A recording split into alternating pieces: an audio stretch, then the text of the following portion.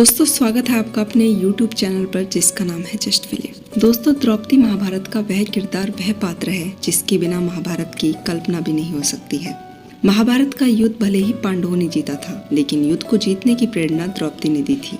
द्रौपदी वह ज्वाला थी जिसने अपनी मर्यादा और सम्मान की प्राप्ति के लिए कौरवों के खून से कुरुक्षेत्र के मैदान की प्यास बुझाई।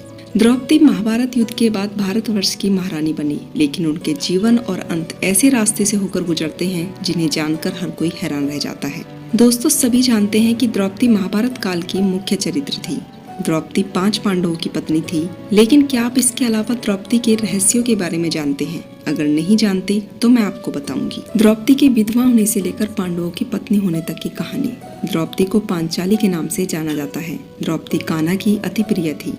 इसी वजह से जब भी द्रौपदी किसी मुसीबत में होती थी तो भगवान श्री कृष्ण उन्हें बचाने आ जाते थे। दोस्तों द्रौपदी के 5 पति थे, लेकिन सभी में भीम से द्रौपदी का विशेष लगाव था।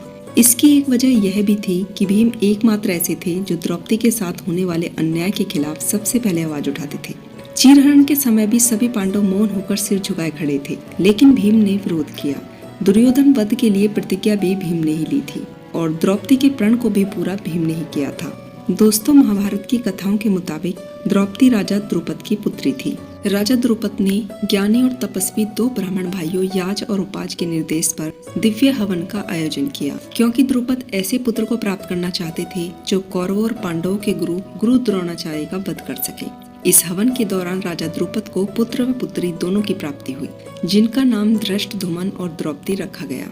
भविष्य पुराण की कथाओं में इस बात का उल्लेख है कि पूर्व जन्म में द्रौपदी एक ब्राह्मण की पुत्री थी। इनके पति की मृत्यु हो जाने के चलते इन्हें वेदव्यय का सामना करना पड़ा। द्रौपदी ने ब्राह्मणों और साधुओं की बड़ी सेवा की थी।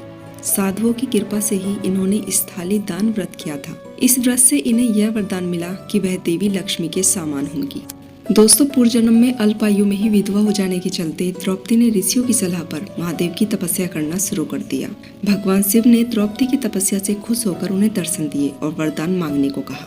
द्रौपदी ने वरदान के तौर पर ऐसा पति मांगा जो किसी एक पुरुष में गुण मिलने आसान नहीं थे। इसी वरदान के चलते द्रौपदी अगले जन्म में 5 पतियों की पत्नी बनी। दोस्तों धार्मिक कथाओं में द्रौपदी को दिव्य कन्या भी बताया गया है। उनका जन्म सामान्य तरीके से न होकर हवन कुंड की अग्नि से हुआ था। इन्हें आजीवन कुंवारी रहने का भी वरदान प्राप्त था। इसी वरदान के चलते ही द्रौपदी अपने सभी पतियों के साथ समान व्यवहार कर पाती थी। सभी पतियों के साथ पत्नी धर्म को निभाते हुए द्रौपदी हमेशा कुंवारी रहती थी। द्रुपद अपनी बेटी का विवाह अर्जुन से कराना चाहते थे, लेकिन द्रौपदी के स्वयंवर से पहले ही लक्षागृह की घटना घट चुकी थी और लोगों को लगता था कि 5 पांडव और कुंती उस लक्षागृह में लगी आग में जल गए हैं, जबकि 5 पांडव उस गृह से बाहर निकलकर ब्राह्मण के भेष में रहने लगे थे। दोस्तों इसी दौरान द्रौपदी के स्वयंवर की खबर पाकर पांडव भी ब्राह्मण के भेष में पहुंच गए।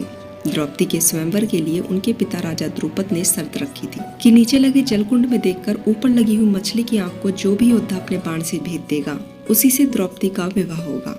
इस दौरान कोई भी योद्धा इस शर्त को पूरा नहीं कर पाया। तब ब्राह्मण के भेष में आए अर्जुन ने शर्त पूरी कर दी। अर्जुन द्वारा शर्त पूरी करने पर ब्राह्मण के साथ राजकुमारी के विवाह पर सभी राजाओं ने आपत्ति जताई। उस स्वयंवर में भगवान कृष्ण अति विशिष्ट अतिथि थे। राजाओं द्वारा ब्राह्मण को कन्या देने पर विवाद होते देख कान्हा ने अपनी कुशल नीतियों के बल पर और भीम ने अपने बाहुबल पर स्थिति को संभाल लिया।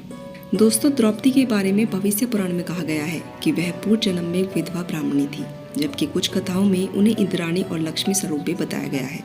अंतिम समय में 5 पांडव और द्रौपदी जब स्वर्ग जा रहे थे तब पैर फिसल जाने से द्रौपदी खाई में गिरने लगी, लेकिन भीम ने हाथ पकड़ लिया। भीम द्रौपदी को बचा नहीं पाए, लेकिन शरीर त्यागते हुए द्रौपदी ने भीम से कहा, अगर फिर से जन्म मिले तो मैं तुम्हारी पत्नी बनना चाहूंगी।